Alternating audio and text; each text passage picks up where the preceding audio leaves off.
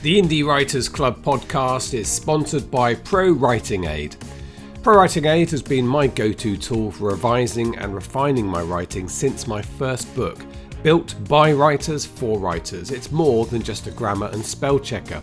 Pro Writing Aid helps you enhance your story's pacing, plot, characters, settings, and more. It can even provide on-demand developmental feedback on your entire manuscript with its new manuscript analysis and virtual beta reader tools. Get ahead of the competition by heading to prowritingaid.com, sign up for free or use the code IWC15 for a 15% discount off annual subscriptions. It's the Indie Writers Club with Cara, Claire and James Blatch. A place to relax, chat, learn and vent about life as an independent author. Get episode alerts and links at indiewritersclub.com. Now, here's Cara and James. Hey, it's the Indie Writers Club. It's a Friday and I'm James Blatch. You know I don't like it when you ad-lib. Hi, I'm Cara Claire. I hadn't realised you were an automaton. I am. With the beginning of the show, I need my routine. Modern AI doesn't need the correct input. When I started with computers before you were born, probably, you had to get all the syntax error. You probably don't remember what that was. Yeah. Syntax error. If you didn't get exactly the right string of characters correct, you didn't get an answer. Now you can say what the hell you like, and I'm using my assistant, AI assistant, Princess Leia. Are you? Oh, every day, yeah. This morning she even mentioned Tom out of nowhere, really. Did she? Because I got some ads going again for SPF, Learn Self-Publishing, and I said, yeah, I've done that, and I got this lot of praise. Well done, that's great. You're kickstarting everything. Here's some follow-up action. So immediately check after 24 hours the campaigns are working and the initial results look okay. Let Tom know that you're running these ads because he could help you with some of the responsibilities of contacting your new leads. And and which Tom is she talking about? Tom Ashford, who helps me with copy and writing. Okay, because I was like, Tom Donnelly? No, not Tom something's Donnelly. gone horribly wrong here. She hasn't heard about Tom Donnelly yet at some point. Okay, because I know he's a lovely man, but I think getting your AI to bug him about your Facebook ads is a little bit of a stretch too far. I did think that. I sent that to Tom Ashford, said that's, impressive that the princess is... she knows that he helps me with copy and stuff. It is amazing. Yeah. But there's a dark side to all of this. I know some people listening will say the whole thing's a dark side because it's taking our jobs. But we don't really feel that way. I certainly don't. I feel that we can embrace it and use it, and that storytelling always, the foreseeable future, storytelling is the domain of humans. It's just not good enough for that. Yeah, and I was reading a really interesting article this week, actually, a woman who's doing a PhD at Harvard, and she was saying that actually her theory is that we've kind of reached peak creativity in terms of what AI can do, because if you think about it, it's learnt on a huge data set that was already available, and it's consumed all of that, which is years and years and years and years and years worth of material, but now it's slowing down, because now it's caught up with real time. So the amount that it now can learn by, it's going to be very, very different. And people are now going to be doing licensing deals and that sort of thing. And she was also saying that a lot of what it's learned on has been information that's been freely available. There's not necessarily a huge, I think something to do with when we write online, we aim at kind of middle grade level. So it was a really interesting piece, actually. And I found it she calls herself a humanist. So she's very, very passionate about actually going non-digital, but she's also really, really interested in AI. And it was a really interesting take. So I'll find the link for the Substack article and I'll give it to you so that you can share it with people, because I found that it was actually quite uplifting and made a lot of sense. And that completely resonates with my experience working with AI. So it's not going to write the books or tell the stories for us, but it is going to help us write the books. And it's going to help us. It won't help you necessarily with the story. That's the weak part, really, I think, is plotting. I think it's useful for technically helping you plot, like where you've got to at this point and where you need to get to. But in terms of its ideas, of if you really have a blank page in front of you, it's a conversation that will spark you. You're not going to get it from there. But in terms of grammar and punctuation and the kind of syntax and format of your book, it's amazing. And for organizing your production, your marketing, it's amazing. I'm big fan. But the dark side of it is, and we've seen a sudden increase in authors receiving scammy emails that are getting better and better. Now, we've mentioned these before, but I'm going to start following some of these up now. So a very typical one that people get is a book club invitation. It's a very human-like email or a message on Instagram, a DM from one of the social media sites. And it usually says something like, I represent a book club. We meet in Raleigh, North Carolina, and we'd love to include your book. Would you mind? I wonder if you could send me a few bits of information. And of course, a lot of people are flattered and they send the information, but very quickly there's a fee.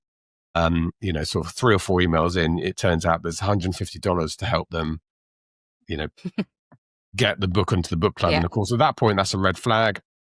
There's no real such book club. It doesn't exist. And they're sending out 10,000 of those a day. And if 10% of them say yes every day, that's a reasonable amount of money for them. So you've got to watch for that sort of thing.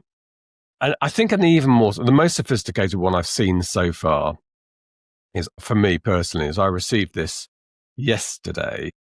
You got so excited when you received it. I knew straight away, but not everyone is going to know straight away. So I got it from a man called Simon Dan. It was a DM on X, on formerly Twitter. Hello, James Blatch. You write with a rare authenticity that speaks directly to the heart of your words, building bridges across time and space. We're pleased to inform you your book, The Final Flight, has been selected for consideration for film adaptation by Archwell Productions in partnership with Netflix. Congratulations on this exciting achievement. Kindly confirm receipt and drop me an email, Archwell and then the domain there, and we'll provide you with the next steps. Now, okay, some of that does sound spammy and unrealistic at the beginning, but actually Archwell is a real production company, and some people will immediately recognize it as being the production company run and owned by Harry and Meghan. If you Google this guy's name, he comes up. So I thought, okay, I'm going to follow this through and see how this scam works, at what point they ask you for money. So I emailed him as requested. And I have an email. This is so exciting. This is like the comedian Joe Lycett. Have you seen him? Yeah, he does this all the time, and I love it. I mean, I wasn't sure whether to say, because I want to be realistic about it. I want to appear like a slightly more naive author than me. And I don't mean naive in a rude sense here. I just mean somebody, because we've all fallen for these at some point, that somebody's going to fall for this. So I thought about, do I say, oh, I'm not really sure if you're real or not. I might do that at some point. But at the moment, I just said, look, obviously this is flattering and I would be interested in more information. So the reply from him is, hello, James Blatch. I trust this message finds you well. My name is Ben Browning. I serve as head of content at Archwell Productions in partnership with Netflix. Ben Browning is a real person. And there was a lot of publicity. If you Google him, there's newspaper articles about him having set up and run Harry and Meghan's initial sort of production company and then moving to a different role and so on. So he's a real person. Okay. I mean, I think someone should tell Ben that it's not normal to call someone by their first name and their surname every time you speak to them. Yes. But let's move on. And of course there's an address, a physical address in there, which will be the real one, I assume, for the company. And so this is where it falls down a little bit waxes lyrical about how amazing you are, which, I can imagine production companies reaching out to authors are definitely going to want to be flattering at first. They're going to say, well, obviously, because they like the book and they want to adapt it. But then it's going to be a bit more business-like and look, these are next steps. Is it available? What's the contract situation? Not your book immediately captured our attention with its compelling narrative, emotional depth, timeless insight, which is all true, of course. But we believe it holds exceptional potential for adaptation to visual media. We'd be delighted to explore the opportunity of bringing your remarkable story to the screen. So this is an AI written email, you can tell that. Yes, and I suppose the thing is they're not looking to seem massively authentic at this point. They're looking to hit those people who are feeling a little bit vulnerable, who are feeling a little bit like they want that flattery that feels really good. They're a little bit naive to the industry, so they're not going to know that that's not the way that something would normally progress. So they're deliberately, like love bombing when you're dating someone new, they're just throwing all the flattery at you so that you go through to the next steps. And by the time they ask you for money, you're so like, oh, but they think I'm wonderful, that you're not going to say no. What did you call that? Love bombing. Oh, love bombing. I thought you said something else. Even so, no. Have you not heard of that term? No. Okay. Yeah, it's when you go on a date with somebody and then they afterwards say all the right things, love bomb you with compliments, with, buy you gifts, buy you flowers, and then it only lasts a little while and then they reveal their true colours. Okay, yeah. So clearly you've never been love bombed. Apparently not.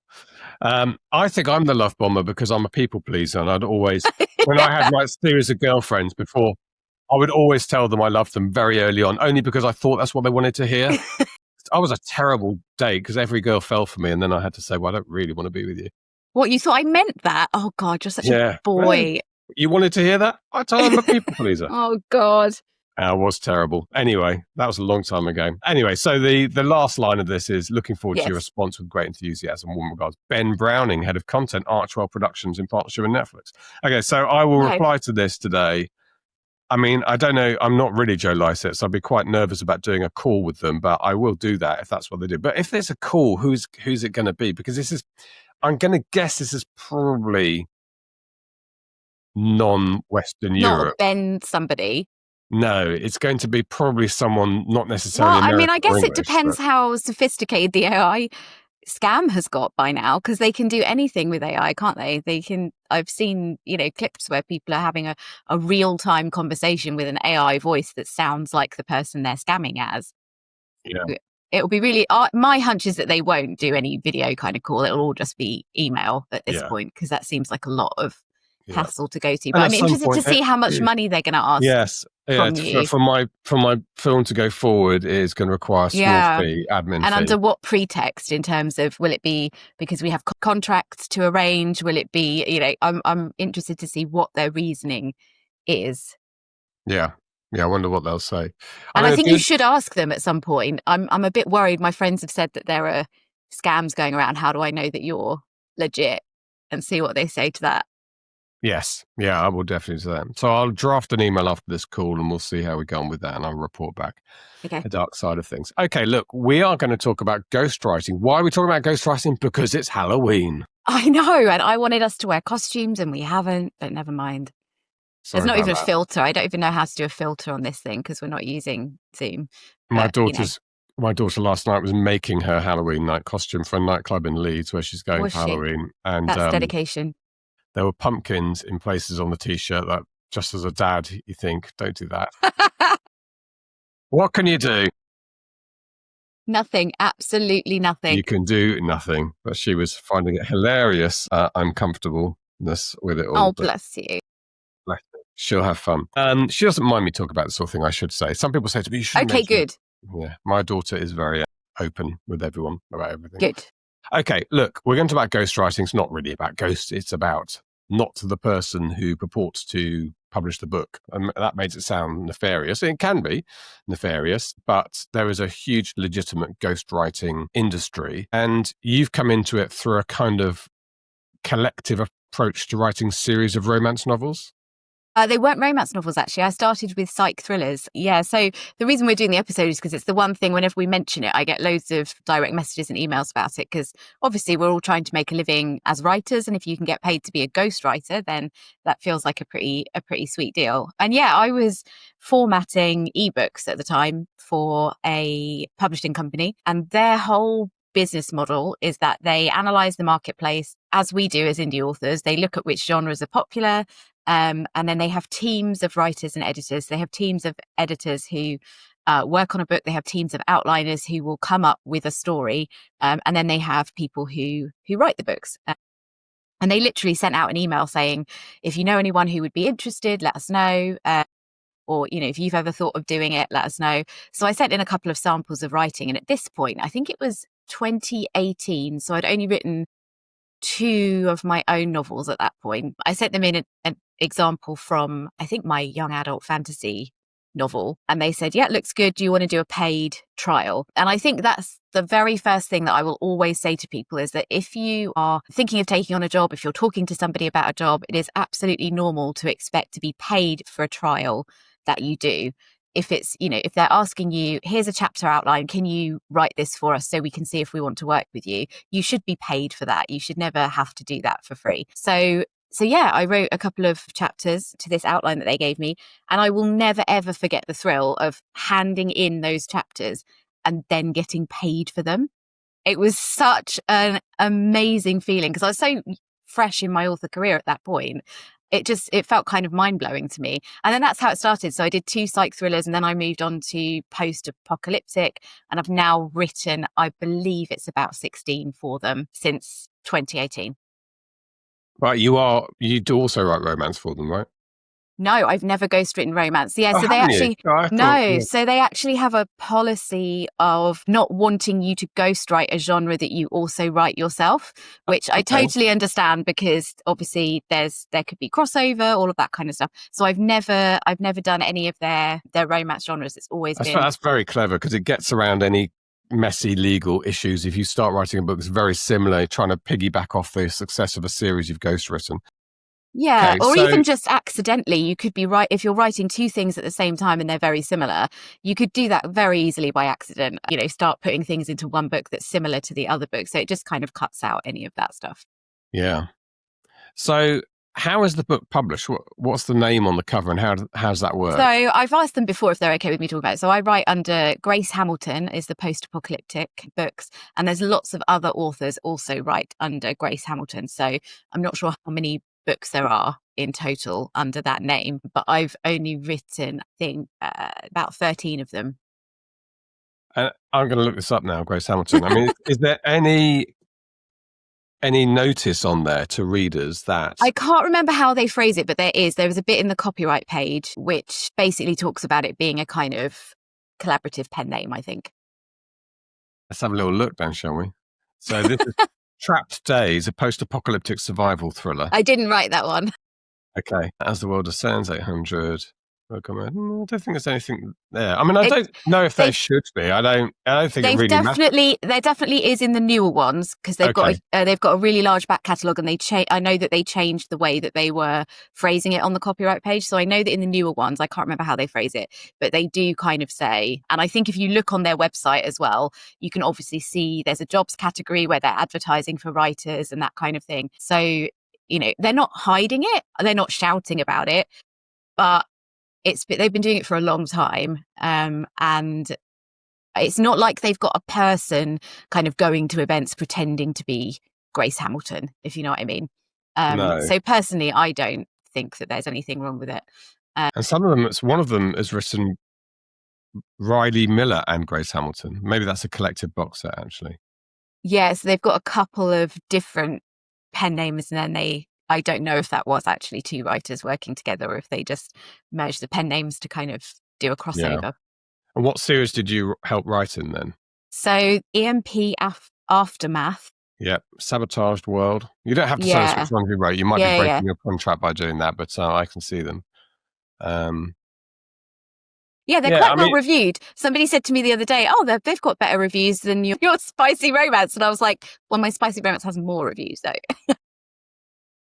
And this is obviously profitable for them. I mean, the company runs like this, and it gives work to writers, it pays writers, which is all positive and a good thing. I know some people might have a disquiet about this just from it being, I can never say the word duplicitous, as you know the word I mean, to readers, but at the same time, does it matter? I mean AI aside, obviously, I think AI does matter. If something's it was written by AI, you should front that up.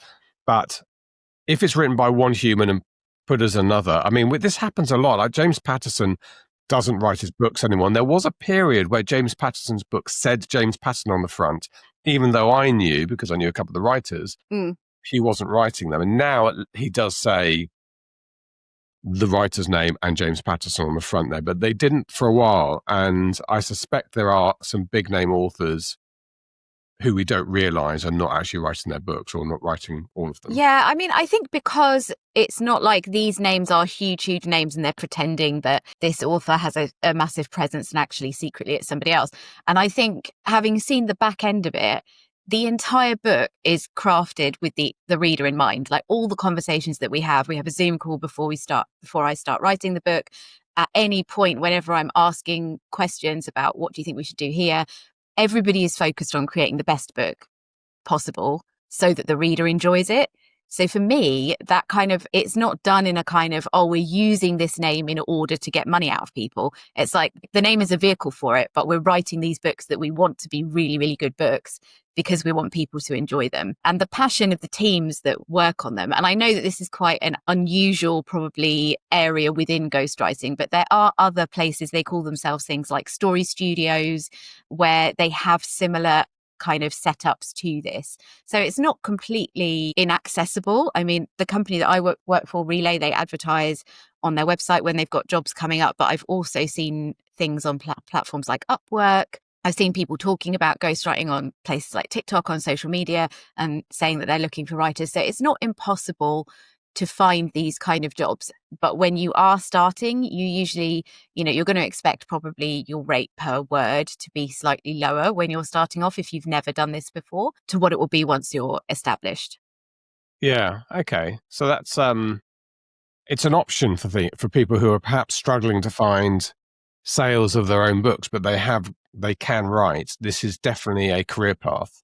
Yeah, I mean, the benefit for me is, especially working with this kind of, when you're working with a publisher or a more kind of established organization or a more established author, the payments are going to be more secure. So I know that I hand in my invoice and then I get paid, a few days later. And that's that kind of feeling, especially if you're at the beginning of your career. Or I think we mentioned that Becca Syme was talking about this a while ago, about which is what happened to me. Sometimes life doesn't go the way that you plan that it's going to go. And so you need to take your foot off the gas with your own stuff, because you just don't have the bandwidth for it. And for me, that was what got me through my divorce period, was having the ghostwriting work, because it was regular money that I could rely on. And it's a different part of your brain that you're using, because the main bulk of the story kind of planning has been done by somebody else. So it wasn't quite the same creative load as doing my own stuff. Interesting, isn't it? How these books come about, and you do wonder how many there are. We know that there are some collectives writing romance, in particular, has been for years. Yeah. And occasionally that was a bit scandalous. But like I say, I suppose you're putting the reader centric. You're providing books that readers like. They're written by humans. It would be messy to have 15 names on the cover of the box set or the book. So it's a way around that. Just have a single name. And is there a principled difference between this and simply an author who hides behind a pen name, or maybe a number of different pen names for different genres? Well, it's a very similar thing. Yeah, I don't really think that there is, because I think I would have a problem with it, or it would feel weird if somebody was employing someone to go around pretending to be this author, in all their author photos, and then going to events as that person. But even so, like you say, if you write under a pen name and you don't want to be visible, then that's what people do a lot of the time. They don't want to have a public persona. So it's not really all that different. I think as long as the writers are paid fairly and the readers are getting a good end product, I don't really see the issue with it. And the upside for you is you're just writing. You don't have to worry about the cover, the production, the blurb, the marketing. Is the book going to sell? None of that's your responsibility. Exactly. You're paid, and it's a very weird feeling, actually, but I credit it a lot with developing that kind of detachment that you do need when you're an indie publisher. Yes. Because you can't afford to be, have your feelings hurt if the editor says, I don't like this, we need to cut this scene, or this needs to be more emotional, or this, you haven't quite cracked this. You've just got to do it because you're being paid to do it. You can have, if you disagree and you think, actually, that's not going to work with the story and this is why, you can have a conversation about it. They're not, dictators about it. But on the whole, you've got to accept what the editor is telling you without feeling that emotional attachment to, like, oh, but I really love that character, or I really, really, really love that scene. You've just got to do it. And you've also got to then shut off from it. So once you give it to them on that final edit, after the edit at 80,000 words, sometimes I don't even know what they're published under, what the title ends up as. I only looked at the reviews the other day because I was talking to a friend about it. I'd never looked at any of the reviews before, because it's not my concern. I assume if the books are good, that's why they're coming back to me and I'm still working for them.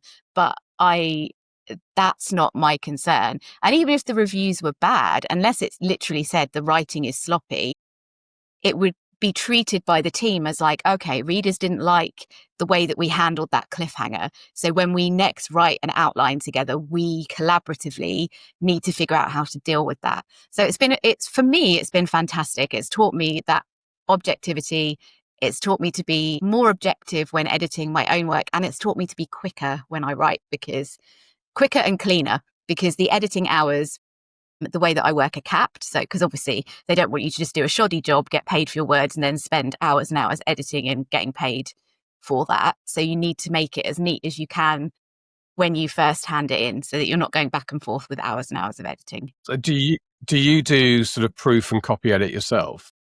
No. So like I said, that's part of what has taught me to write cleaner. But the editor does the copy edit and stuff. So when I get edits back, they would be developmental edit level. So I'm just wondering if you're trying to hand it in as clean as possible, whether you run it through Pro Writing Aid or something first. No, none of that. That's their job. Okay. Well, I guess I mean clean as in more in terms of the story itself. So actually making sure that I don't just go, oh, you know what, I'll sort that out later. It's interesting. I think I would, because when I write quite quickly and I miss out whole words. My most common thing is not typos, is missing out whole words. And I go back and read the sentence and there's a word, because I type, my brain's moving a bit quicker than my fingers can. I have to put through every chapter I put through, even in the rough draft stage, I put through Pro Writing Aid. So when I go back and read it, it's in all the words are there. Okay, so let's talk about the actual plot and so on, how you're handed this structure and how that works. I mean, how detailed is that? Massively detailed. They're like a maybe 20 to 50 page document. Wow. Obviously, I can't go into too much the specifics of how they do it, but it is massively detailed. It's a way bigger outline than I would ever do for myself, but that's because I'm following somebody else's story. And I mean, I think I might annoy them because I do go off-piste a little bit and sometimes go, so I invented this extra character. Do you guys mind? And actually, my biggest problem has been that I write quite sort of short. I'm not one for kind of big flowery descriptions. So sometimes I struggle to hit the word count. So then we have to put in some more scenes and more details. But yeah, they're really detailed. You get background on the characters, you get, their emotional kind of all the stuff that we've talked about when we've talked about plotting, when we talked about finding your character's emotional wounds, when we talked about knowing them really well, thinking about their mannerisms, thinking about the way that they talk, all of that will be in there. So I'm not deciding that. So it's really is like all of that thinking has been taken off your hands, and you can kind of just immerse yourself in the scene and focus on the actual writing and focus on writing nice sentences because somebody's told you what's going to happen. So you're not worrying about how are they going to do this next because somebody's told you what's going to happen next. So what a luxury. So I guess there's no mushy middle with these because the middle's all sorted out and you're... No, exactly. You don't get to that point where you're like, oh God, what do I do now? It's like, it's the, because it's already been hashed out by a team of people. So you're writing about EMPs. I'm quite impressed with that because I mean, I sort of laugh about EMPs because if people don't know what they are, they're a electromagnetic pulse that disables all electronics. I mean, I don't know. They do exist, but I'm not sure they work quite as they do in the films and books. But they're very popular in post-APOC because of the problem that everybody's got a smartphone and connected to the internet. That kind of takes the edge off, surviving in the wilderness and not being able to contact anybody. So you have to have a disabling event, don't you? Yeah, absolutely. Yeah. And most of the time they start kind of at the moment that EMP hits or just after it. It's the series that I'm writing at the moment. It starts with a doctor who's in an ER and she's literally just operating on a patient and then everything goes. And so they're fun to write. They're so different from my normal stuff, but the post-apoc share a couple of similarities, which I think is what makes me good at this genre, which is people do love the characters in post-apoc. When you think about most survival kind of things, it's that band of characters coming together. I'm quite good at multi-POVs. I'm quite good at like the witty dialogue and things. And again, this is something that it's taught me, is to actually look at my skills as a writer and not sit there and be like, oh yeah, I don't really want to sit and say I'm good at that, because we're not meant to say that. And it's like, well, objectively, somebody is telling me these are the reasons why we like you for this genre. These are the things that you're good at. And then you can kind of go, okay, right. Because these are objective people. They're not going to work with me again if I'm not good at those things. Yeah. Yeah, interesting. Well, I think Walking Dead is a kind of, not Walking Dead, Last of Us is an example. Because season 1, the characters were fantastic. And season 2, the characters weren't so good. And I don't want to spoiler it for anybody, but there was a big reason why the characters weren't so good in season 2. And I think we stopped watching it halfway through the second season. I did too. It's funny how many people didn't make it through. Probably exactly the same moment as you because it was that. Yeah. So, you think when we write, I thought it was a really interesting episode because It's because you write books and you really think about the plot and, where you're going, but actually people are there for the characters, aren't they? A lot of people gave up on that series because they weren't as much fun to be with anymore. And that's such an important thing to remember when you're writing a book, not to get too carried away with the plot. It's about the characters. Absolutely. Obviously, my experience of ghostwriting is quite specific because I've done it for one publisher, but I've also taken jobs on Upwork that have been random, working with an individual who wanted to. I took one job that was somebody had like 20,000 words, and this was obviously, you can tell how early on in my writing career this was and how desperate for money I was. They'd written like 20,000 words of this novel and they'd been submitting it to agents and they'd been saying 20,000 words isn't a novel, it needs to be 70,000 words. So this person gave me the 20,000 and their random ideas for the rest of the book and asked me to make it up to 70,000. It was the worst job I've ever done. It was horrendous and I would not do it again. So I think as hard as it is to be discerning when you're starting out, it is a good idea to try to think about interviewing the person that you're going to be working for as much as whether you really, really want that job, and think about if it's actually going to improve your writing skills in any way. Obviously, if you have no choice and you just need work, then yeah.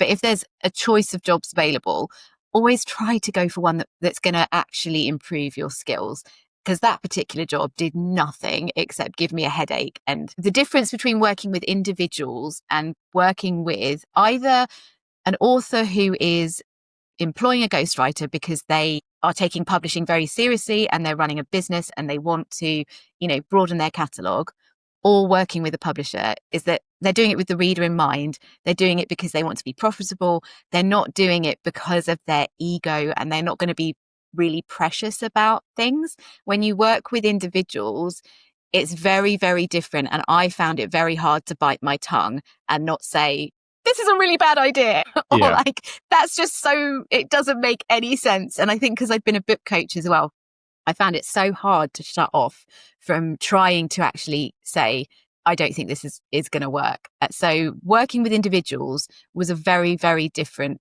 experience. But I've did some ghostwriting for Adam Beswick, which we're very open about. I wrote with him the Alexis Brooks dark romantasy series, which he kind of had outlined, and then we hashed out a bit of the outline together, and then I wrote the series, which was actually, it came about because of a bet that we made with each other when we were in I think we were in Mallorca actually. But that was a very different experience because Adam's an experienced author and publisher, and it treated in a very business-like way. We drew up contracts to start with, and again, we were writing that book in order to create a series that was really good, that readers were going to like. It wasn't a personal project of, would you ghostwrite this story that I thought about when I was 15, and having very specific ideas of what needs to happen. Well, I mean, I do think this is, so maybe your experience with the ghostwriting sort of company is one thing, but I think what is going to happen more and more is because the way that sales work, if you get a brand that works, a name, an author name that works and sells, in many ways, you're better off feeding that than you are trying to write another one. So if you've got two authors, one of them's really successful and the other one, they write similar, and one can't get off the ground, which is very, very typical all over our community. The one who's very successful should really say to the other one, let's co-write some books with my name on the front, because my name is the one that gets picked up by the algorithm. It's got a ready audience there, and we'll go 50-50 on it. I mean, it basically is the James Patterson, Clive Cussler, Lee Child now, whose brother Andrew Child sort of writes the books with Lee Child's name more prominently and big on the front. So I think that is going to be something that's going to happen. So this, you might be listening to this thinking, well, I probably won't do ghostwriting. I enjoy writing my books, but you could end up in this kind of arrangement where you're working with somebody else's idea. Yeah, exactly. I mean, I thought about it because my most successful series is a reverse harem series. And the model for that, which does very well, is rapid release. It's a 6-book series. It's very specific things, but I'm really at a place where I don't want to write that anymore. I really don't. I just can't bring myself to write it anymore because I need a change, because I've changed. Lots of things have changed. So I've thought about it myself, which is that I could actually employ a ghostwriter to write within my world, to write a series. I think I would probably do what you said, where technically it's ghostwriting, but both names would be on the cover, because I think because I have a name, I would feel like I was being very disingenuous if I made my readers think that I had written that. I would rather be open about that and say, actually, this was a collaborative thing between me and this other author. The other author then gets a boost. And I think if I was going to do it, that's the way I would do it. I just wouldn't personally feel right hiring a ghostwriter and then pretending it was me, because I'm at a point where I do have a name. People do expect it to be me. I am on TikTok, all of that kind of thing. Yeah. Yeah, well, I think you could do that. You can say Cara Claire with Joanna Blogs, and your name is the big prominent one because that's what the brand is and that's what's selling books. Oh, interesting. So I wonder if people feel motivated to give this a go. I mean, if you want to be paid for your writing and you're a good writer and you can't get your books to sell, this seems to me like a decent way of taking up some time while you play around with your books, trying to find a winner. Exactly. Yeah, it's if you're at that point where you want to be making money from your writing and it enables you to drop another non-writing related thing, then it is absolutely worth looking at, because you're making income from writing and you're learning and you're improving your craft while you're still working on your other stuff. Very good.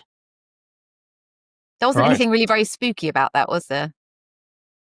No, could you maybe tell a quick ghost story? There's quite a good true story doing the rounds on TikTok at the moment, which is very creepy. It's done so authentically. The woman says this happened to my friend, and it's the craziest thing. But whether it's the whole thing's made up and she's an actress, I don't know. But it's very good. It's about his wife staring at him. If you start to hear the story on TikTok, listen to the whole thing. I feel like I know it's giving me the creeps. I feel like it is, and if you live by yourself, particularly, I think. Well, no. Your Knight's look after you, and Ruben. Knight is the dog, by the way, in case anybody didn't know. Perfect name for that. Look, I'm going to Vegas on Saturday, which is You are going to Vegas on Saturday. Also should say, we have our Thursday night. I haven't told you this yet. Unfortunately, we have You haven't told me this? No, I haven't told you this, but I have to tell you, I don't know if I say this or not, but there's been a horrible tragedy in my extended friends, and we have a funeral on Friday. So Thursday night, I'm going to the West Country. It's not something I can miss. Not something I either want to go to either. I'm sorry. So Thursday night, we have our Q&A. Mm-hmm.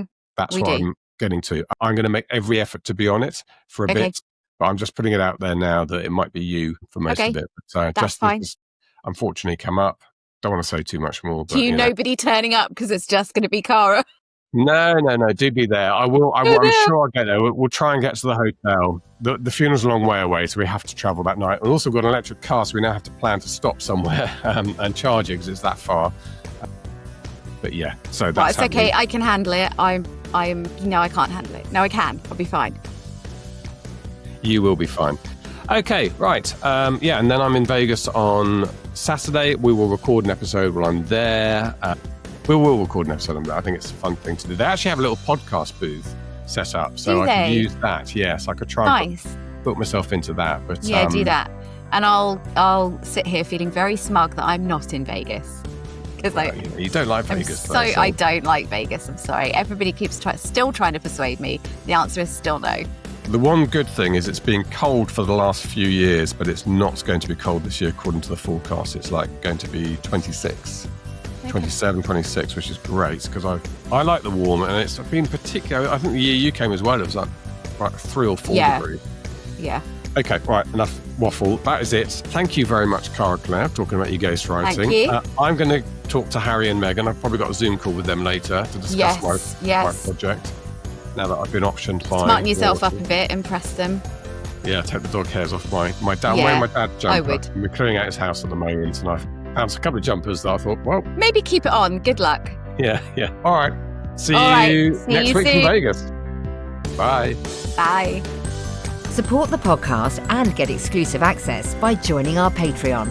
From just $1 an episode, you'll be invited to our Discord server, where the weekly discussion continues every day. And our 2 top tiers include a monthly live Q&A with James and Cara. Head to indiewritersclub.com/support. Thank you for listening, and don't forget to subscribe, like, and share. We'll see you next Friday. The Indie Writers Club podcast is sponsored by Pro Writing Aid. Built by writers for writers, Pro Writing Aid doesn't just check spelling and grammar. It helps you enhance your story's pacing, plot, characters, settings, and more. Now it can even provide on-demand developmental feedback on your entire manuscript with its manuscript analysis and virtual beta reader tools. Give your writing a competitive advantage by heading to prowritingaid.com. You can also sign up for free or use the code IWC15 for a 15% discount off annual subscriptions.